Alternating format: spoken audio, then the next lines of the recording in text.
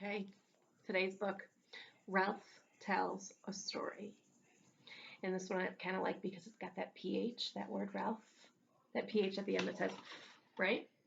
All right, remember, hardcover, oftentimes there's a synopsis on the inside. So every day when it's time to write stories, Ralph thinks really hard. He stares at his paper, he stares at the ceiling, but he has no stories. So I wanted to read this book because I'm sure some of you, while you're working at home, you might be thinking, oh man, I'm really having a hard time thinking of what to write about. And Ralph has that same problem. Let's see how he figures it out. Ralph tells a story.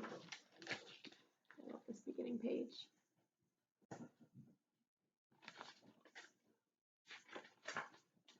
Book cover off. For Lulu, Burke, and Nikki. That was the dedication page.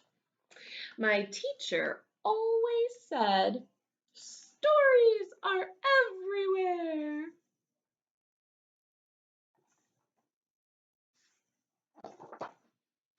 And the kids in my class were always finding them. Then my mom ran so fast that she caught up with the ice cream truck. I ran down the hallway with underwear on my head. The dentist forgot to give me a toothbrush. After that, I decided to hide my Halloween candy in my bed. Yeah, stories, stories. But every day at writing time, I thought really hard. I stared at my paper. I stared at the ceiling. I could not write a story.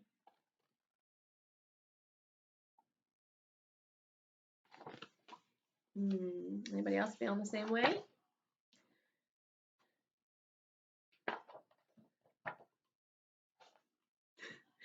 Ah!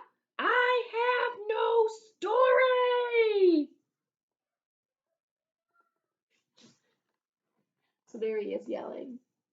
Look at that cute little classroom. Makes me miss ours. And then over here she said, another little girl telling her story. Then Grandma gave me a cup of coffee and said, shh, don't tell your mother. My mom does this with Calder. So I looked for other things to do instead of write. I went to the water fountain. I roamed the hallways. Can I go to the bathroom? Again. I tried everything. Can I go help the lunch ladies? What?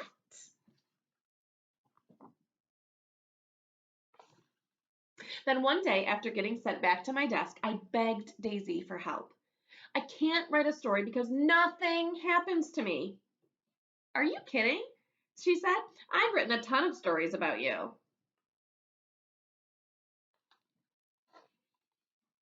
I bet you he's probably confused about that. She began pulling her stories out of her desk. Look at this one, she said. Remember the time that you let me brush your hair?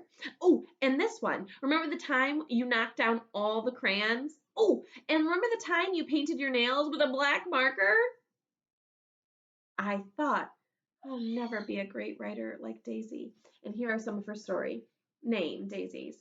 And it says, it was so quiet during writing time, then crash. Reminds me of our small moment story I wrote about spilling the markers in class. Remember that? And then Ralph has messy hair is another one of her stories. And then the teacher said, oh no, it's permanent marker. So she had written a lot of stories about Ralph. So is it true that nothing happens to him? Then Daisy stapled all her stories together. Click, click. Wow, she said. This book is already 13 pages.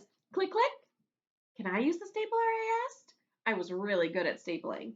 But you have nothing to staple, said Daisy. You have to find a story first. Just look around.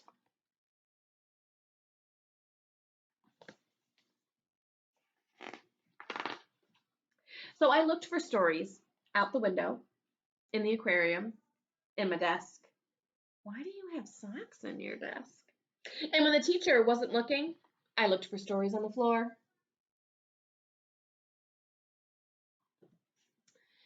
But still, no stories.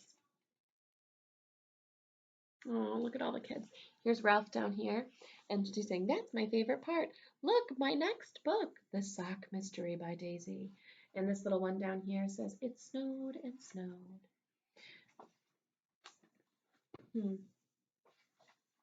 Lying under my desk reminded me of lying in the grass at the park. I closed my eyes and imagined I was at the park. Just like that time, a little inchworm crawled on my knee. The sun was shining right into my eyes. Squinting, I picked up the wiggly inchworm and looked at it close. So there he is. He was laying on the floor and it made him think of something. He made a connection. I wonder if he's going to write about it. And that's when my teacher found me. What's your story about? She asked. I opened my eyes. I saw an inchworm. Wonderful, she said. I can't wait to read what you wrote. But there was no inchworm story.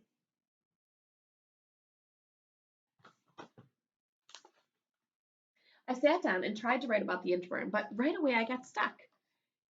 Do you know any inchworm stories? I asked Daisy. She just rolled her eyes and kept on writing.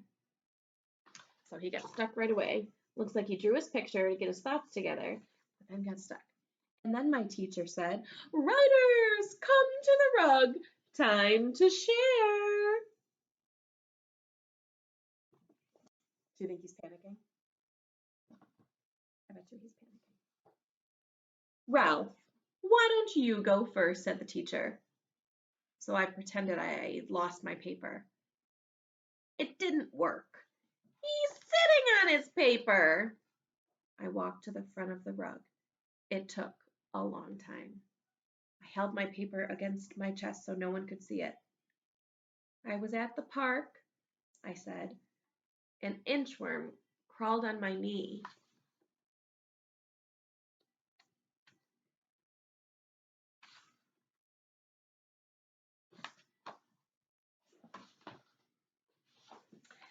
It was quiet. My heart went thump, thump, thump. Look at his little perfectly quiet sitting audience, just like you guys when you're reading to your friends, right?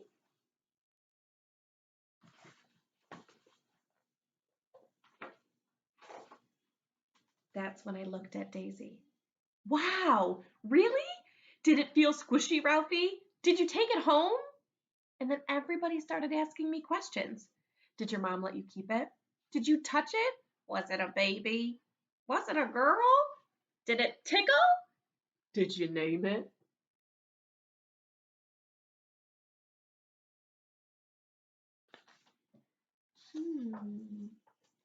Wait a minute, I thought. Something did happen with that inchworm. Well, I picked up the inchworm and decided to name him Nick. I built Nick a house, but he just inched away. So I followed him, which is why I didn't notice that someone was following me. And then all of a sudden, this wobbly, crazy baby grabbed Nick and put him in his... Looks like a really good story's got started. Put him in his diaper. No! I tried to be calm. Come on, baby, I said real nicely. Give Ralphie the inchworm. It didn't work. Was this the end of Nick? But then I noticed Nick was escaping. He crawled right up the baby's stomach. Quickly, I rescued Nick and I ran. And we spent the rest of the afternoon doing nothing together. The end. Look at his really good story. So right now, he's just thinking this, right? That's what I love about these illustrations. He kind of made a story right away. Everybody clapped and cheered. Show the picture, Ralph, someone said. Wonderful, hooray, yeah, Ralph. I wasn't embarrassed anymore. So I did.